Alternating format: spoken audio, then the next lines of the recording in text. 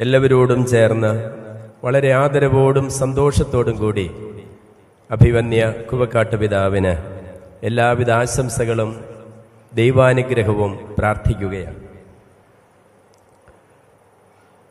സ്നേഹമുള്ളവരെ, ഈ ദിവസങ്ങളിലെല്ലാം നമ്മൾ കുവക്കാട്ട് പിതാവിന് വേണ്ടി പ്രാർത്ഥിക്കുകയായിരുന്നു, ആശംസകൾ നേരുകയായിരുന്നു, അദ്ദേഹത്തെ കേൾക്കുകയായിരുന്നു. അഭിവന്യ തറയിൽ പിതാവും പെരുന്തോട്ടം പിതാവും സംസാരിച്ചു കഴിഞ്ഞു. കുവക്കാട്ട് പിതാവിൻ്റെ ജീവിതത്തെക്കുറിച്ചും ജീവിത ലാളിത്യത്തെക്കുറിച്ചും അദ്ദേഹം നമുക്ക് പകർന്നു തരുന്ന മാതൃകയെക്കുറിച്ചുമെല്ലാം അതെല്ലാം നമ്മൾ ആദരവോടെ സ്വീകരിക്കുകയാണ്. വ്യക്തിപരമായിട്ട് ഞാനും ഏറെ സന്തോഷിച്ച ഒരു ദിവസമാണ് കഴിഞ്ഞ ഒക്ടോബർ 6-ാം തീയതി.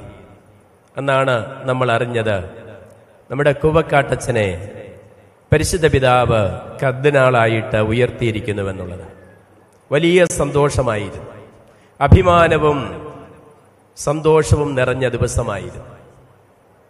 കുവക്കാട്ട് പിതാവിനെ ഞാൻ വ്യക്തിപരമായിട്ട് അറിയുന്നതും അദ്ദേഹം ഒരു സെമിനാരിക്കാരനായിരിക്കുമ്പോഴാണ്. ഞാൻ പൗത്തിൽ പിതാവിൻ്റെ സെക്രട്ടറി ആയിരിക്കുന്ന സമയം അന്ന് ലിജി ബ്രദറായിരുന്ന കുവക്കാട്ട് പിതാവ്, പിന്നീട് ലിജി അച്ഛനായിട്ട്, ജോർജ് അച്ഛനായിട്ട്, മോൺസിഞ്ഞോർ ജോർജായിട്ട്, ആർച്ച് ബിഷപ്പ് ജോർജായിട്ട്, അടുത്ത 7-ാം തീയതി കാർഡിനൽ ജോർജ് കുവക്കാട്ടായിട്ട് ഉയരുകയാണ്. അദ്ദേഹത്തിൻ്റെ പടിപടിയായിട്ടുള്ള വളർച്ച നമ്മൾ അടുത്തു നിന്നും അകലെ നിന്നും എല്ലാം കാണുകയായിരുന്നു. നടന്നു വന്ന വഴികളിൽ വളർച്ചയുടെ വിവിധ പടികൾ കയറിയപ്പോൾ നടന്നു വന്ന വഴികളെ മറക്കാത്ത വ്യക്തിയാണ് കുവക്കാട്ട് പിതാവ്. ചരിത്രം മറക്കാത്ത വ്യക്തി, തൻ്റെ വഴികളിൽ എന്നും പ്രകാശം ചൊരിഞ്ഞ് തന്നെ നയിച്ചവരെ ആദരവോടെ എന്നും അനുസ്മരിക്കുന്ന വ്യക്തി.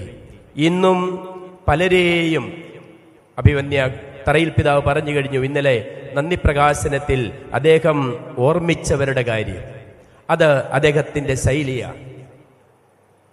അതാണ് അടുക്കും തോറും ആദരവ് വർദ്ധിക്കുന്ന വ്യക്തിത്വമാണ് അഭിവന്യ പിതാവിൻ്റെതെന്ന് നമ്മൾ തിരിച്ചറിയുന്നത് ഒരു വിധത്തിൽ പറഞ്ഞാൽ പരിശുദ്ധ മാർപ്പാപ്പ പോലും തിരിച്ചറിഞ്ഞിരിക്കുന്നതാണ്.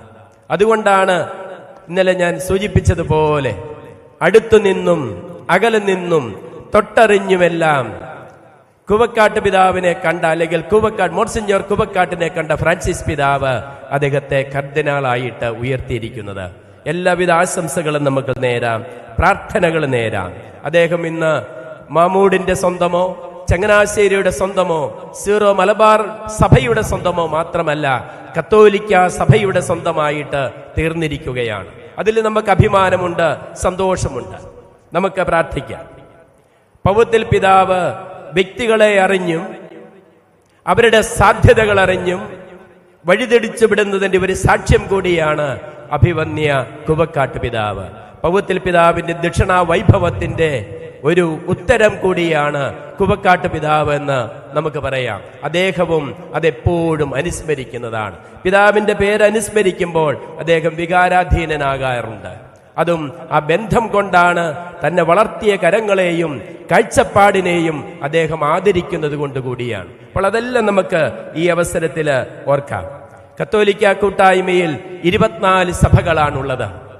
ആ 24 സഭകളിൽ നമ്മുടെ സഭയുടെ സാക്ഷ്യം കൂടി നൽകുവാനായിട്ടാണ് ഒരു പൗരസ്ത്യ സഭയായ സീറോ മലബാർ സഭയുടെ സാക്ഷ്യം കൂടി നൽകുവാനും ആ സഭയുടെ തനിമ കാത്തു സൂക്ഷിച്ചുകൊണ്ട് റോമിലും വത്തിക്കാനിലും എല്ലാം ആയിരിക്കുവാനും കൂടിയുള്ള ദൗത്യമാണ് കുവക്കാട്ട് പിതാവിന് ലഭിച്ചിരിക്കുന്നത്. അതാണ് ഇന്നലെ നമ്മളെ ആലഞ്ചേരി പിതാവ് ഓർമ്മപ്പെടുത്തിയത്.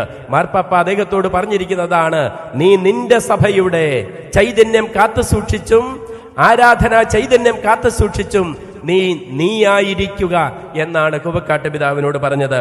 അതുകൊണ്ട് നമ്മുടെ കത്തോലിക്ക സഭയിലുള്ള സീറോ മലബാർ സഭയുടെ സാന്നിധ്യവും പങ്കാളിത്തവും സംഭാവനകളും വർദ്ധിക്കുകയാണ്. നമുക്ക് വീണ്ടും സന്തോഷിക്കുവാനുള്ള സാധ്യതകളും അവസരങ്ങളും ധാരാളമാണ്. അതുകൊണ്ട് അഭിവന്യ കുവക്കാട്ട് പിതാവേ, ഞങ്ങളെല്ലാവരും ആദരവോടെ അങ്ങയെ ഓർക്കുകയാണ്.